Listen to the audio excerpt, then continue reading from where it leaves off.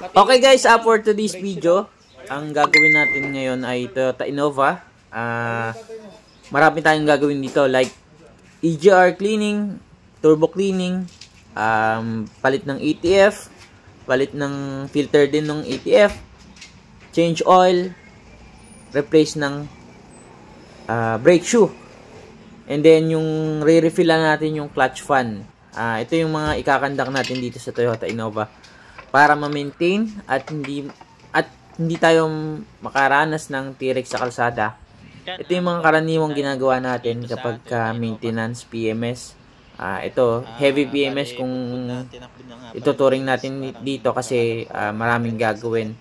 And then major maintenance ang gagawin like EGR and turbo. Yan yung mga gagawin natin para mas ma-maintain natin yung performance ng sasakyan or yung engine. Yan, at papakita ko sa inyo kung ano yung mga gagawin like ito, change oil. Kita nyo naman, wala pa siyang 10,000 pero pinalitan na rin natin kasi napakaitim. Then kung makikita nyo dito yung turbo, binaklas, and then itong EGR system, makarbon, sobrang carbon na. 100,000 na nga palang tinakbo kaya we decided na rin na heavy PMS, EGR and turbo cleaning. Then, ito yung filter. Kung makikita nyo, original yan. From Casa. Mahal. Siyempre, expected naman natin kapag ka-original talagang mahal kasi quality ng products ang tinitignan dito and reliability. And then yan, ito, turbo. Carbon build-up. Ang dami. Yan. Ito yung silicone oil. Nire-refillan natin itong clutch fan para mas maganda yung ikot ng fan kasi minsan kapag katagalan talaga ito, naiigahan ng silicone oil. Then ito yung intake manifold. Kung makikita nyo dito, sobrang dami ng carbon deposit.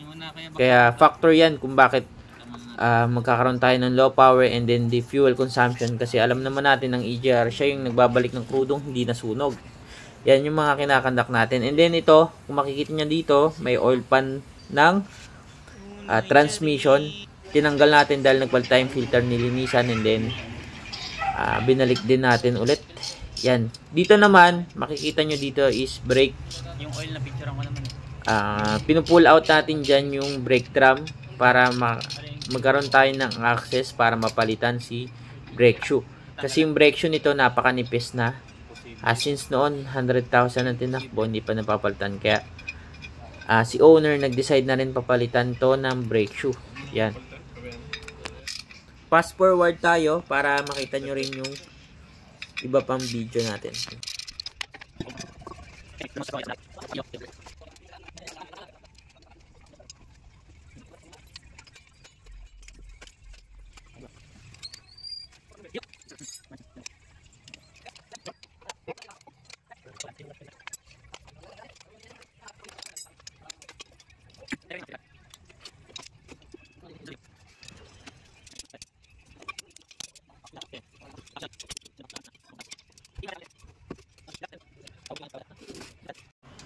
Ngayon, dito naman, binabalik na yung EGR system.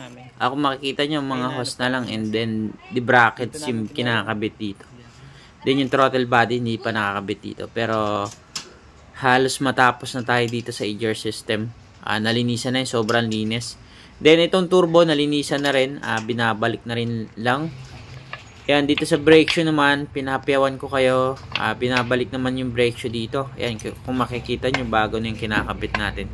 Kapag original nga pala yung kinakabit natin dito, based dun sa na-order natin na brake shoe, meron na rin siya ng mga lock or circlip lock na para dito sa brake shoe para mas makakasigurado tayo na wala nang magkakaberya sa brake system natin.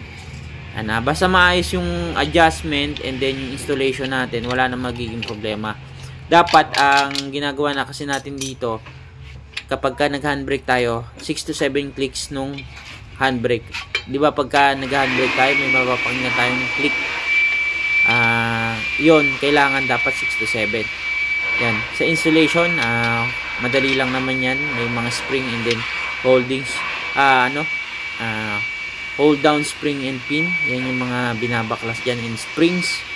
Yan yung mga kailangan binabaklas para mapalitan si brake shoe. Yan dito, nagsasali na lang tayo ng oil kasi tapos na tayo halos kasi ito, finishing na lang. Nilalagay na lang yung ibang parts ng external ng engine. Then yung battery, ready for installation na siya.